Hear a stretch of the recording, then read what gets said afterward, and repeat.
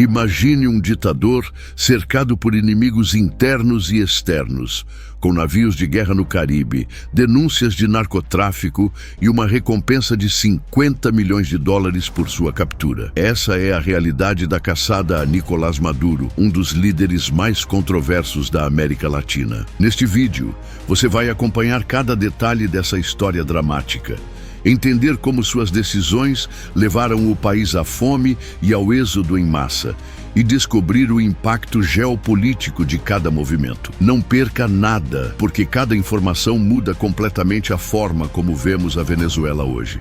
Então, já deixe o like, se inscreva no canal e ative o sininho para não perder nenhum episódio dessa caçada que pode redefinir a história da América Latina. No início de sua trajetória como sucessor de Hugo Chávez, Nicolás Maduro foi apresentado como o guardião do chamado socialismo do século XXI. Seu discurso inflamado carregava promessas de continuidade, justiça social e prosperidade para um país que até então nadava sobre as maiores reservas de petróleo do mundo. Mas a realidade se mostrou implacável. O herdeiro político não conseguiu manter o legado de seu antecessor. Ao contrário, sua imagem se deteriorou rapidamente diante de uma série de crises profundas que atingiram em cheio a Venezuela. Promessas se transformaram em ruínas e a nação mergulhou em uma catástrofe humanitária sem precedentes. Maduro, que deveria ser símbolo de esperança, se converteu no rosto da fome, da repressão e do medo. Ao longo dos anos, enquanto a Venezuela mergulhava em miséria e fome, um enredo sombrio se desenrolava nos bastidores do poder. Denúncias internacionais revelaram que Nicolás Maduro e sua cúpula não apenas sufocavam opositores com violência e censura, mas também estariam mergulhados até o pescoço em negócios obscuros. O que parecia teoria conspiratória ganhou contornos reais quando os Estados Unidos acusaram diretamente o presidente venezuelano de integrar um esquema bilionário de narcotráfico operado pelo temido Cartel de los Soles. Essa organização criminosa, formada por oficiais de alta patente, teria usado aeronaves militares, portos e a própria estrutura estatal para transportar toneladas de cocaína ao mundo. As investigações indicaram que não se tratava de uma rede qualquer, mas de um cartel com alcance global que transformou o território venezuelano em uma rota estratégica para o tráfico internacional. E no centro de tudo isso surgia o nome de Nicolás Maduro, não apenas como cúmplice, mas como peça-chave na engrenagem. Em 2020, o Departamento de Justiça dos Estados Unidos lançou uma bomba. Acusou Maduro de narcoterrorismo, vinculando seu governo a operações que alimentavam cartéis na Colômbia, na América Central e até consumidores finais na Europa e nos Estados Unidos. A resposta americana foi contundente. Pela primeira vez, um chefe de Estado em exercício foi incluído entre os homens mais procurados pela Justiça Internacional e uma recompensa de 15 milhões de dólares foi anunciada para quem fornecesse informações que levassem à sua captura. Era como se Maduro tivesse atravessado uma linha invisível, de presidente questionado a fugitivo global em potencial. Esse valor o colocava lado a lado com líderes de cartéis mexicanos e chefes de máfias internacionais, manchando de forma irreversível sua imagem já abalada. Enquanto os holofotes internacionais apontavam para as acusações de crimes transnacionais contra Nicolás Maduro, dentro da Venezuela, a realidade se transformava em um verdadeiro pesadelo coletivo. A economia, outrora sustentada pelo petróleo, desmoronou em ritmo acelerado, mergulhando o país em hiperinflação. O dinheiro perdeu valor de um dia para o outro. Salários evaporavam antes mesmo de serem recebidos, e produtos básicos se tornaram artigos de luxo inalcançáveis. Supermercados exibiam prateleiras vazias, e farmácias já não conseguiam oferecer sequer os medicamentos mais simples. O cotidiano se resumia a filas intermináveis por pão, combustível ou remédios, onde famílias inteiras passavam horas à espera de algo que, muitas vezes, já havia acabado. A fome se espalhou como um inimigo invisível, corroendo a dignidade de um povo que, em outras épocas, havia experimentado prosperidade. Crianças foram vistas revirando sacos de lixo em busca de restos de comida, enquanto idosos, sem remédios ou cuidados, tornavam-se vítimas silenciosas da crise. Para milhões de venezuelanos, a sobrevivência já não era mais uma questão de luta diária, mas sim de fuga.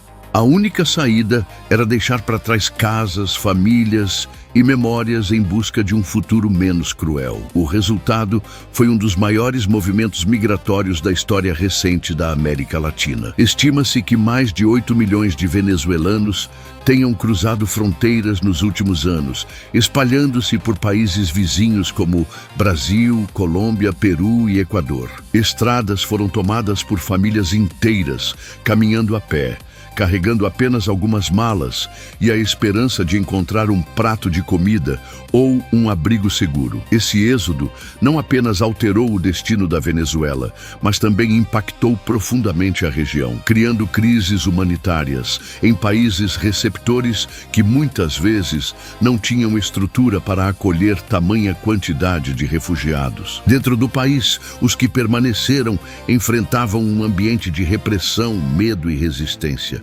Greves e protestos eram sufocados pela força, mas nada conseguia apagar o desespero que se espalhava entre a população. A cada nova medida econômica fracassada, o abismo social aumentava e a sensação de abandono crescia. O que antes era chamado de a Terra do Ouro Negro passou a simbolizar um colapso total de esperança. Com a Venezuela afundada em crise e as ruas tomadas por protestos, o governo de Nicolás Maduro se viu acuado em todas as frentes. A pressão internacional aumentava, sanções eram impostas e dentro do país, greves paralisavam serviços essenciais. Para se manter no poder, o regime apostou na força. Tropas militares foram enviadas para esmagar manifestações, muitas vezes com violência brutal, resultando em prisões arbitrárias, feridos e mortos. Mas a instabilidade era tão profunda que,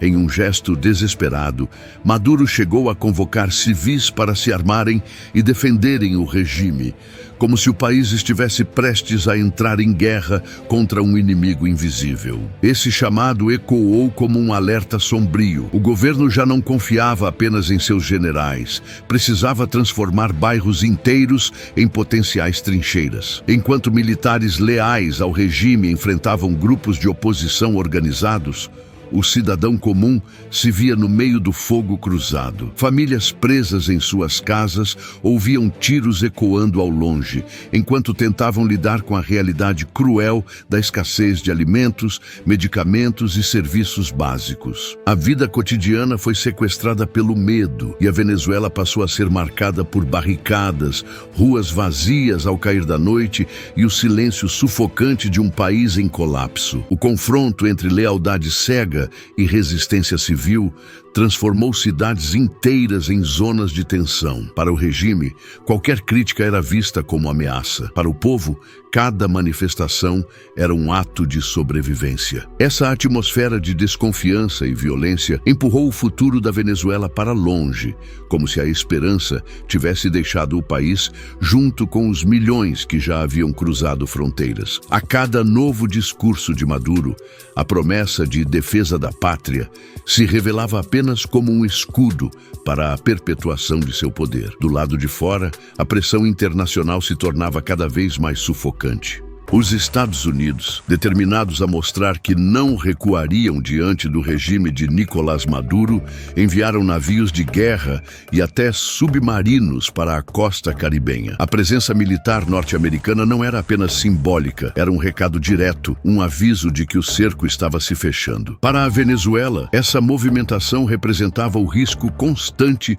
de uma intervenção estrangeira e, para Maduro, a certeza de que sua sobrevivência política se transformava em uma luta diária contra forças que iam muito além de suas fronteiras. Entre acusações de narcotráfico, denúncias de violações de direitos humanos e o colapso econômico que corroía a vida de milhões de cidadãos, A figura de Nicolás Maduro já não era vista apenas como a de um presidente autoritário. Ele se tornava, aos olhos do mundo, um homem acuado, cercado por inimigos internos e externos, com seu poder sustentado pelo medo e pela força. Cada novo movimento militar dos Ecembrila era um lembrete de que sua queda poderia ser apenas uma questão de tempo, enquanto aliados internacionais diminuíam e sua base de apoio se tornava cada vez mais frágil. Dentro da Venezuela, o impacto dessa pressão se somava ao desespero da população. A fome, a escassez e o êxodo em massa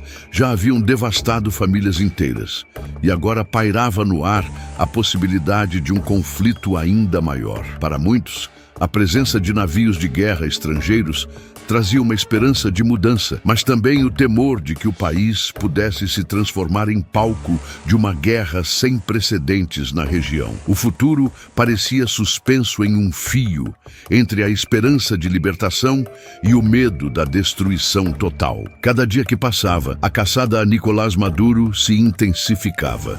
Governos estrangeiros exigiam sua saída, a oposição interna buscava uma brecha para derrubar o regime.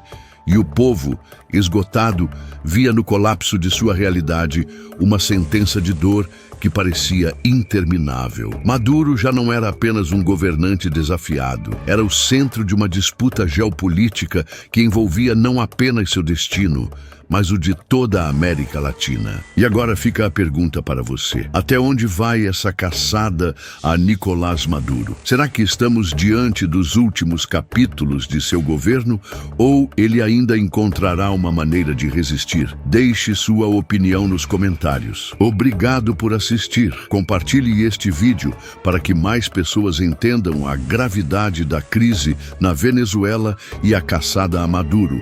Não esqueça de conferir o próximo vídeo que vai aparecer na tela, cheio de detalhes e informações inéditas sobre essa história dramática.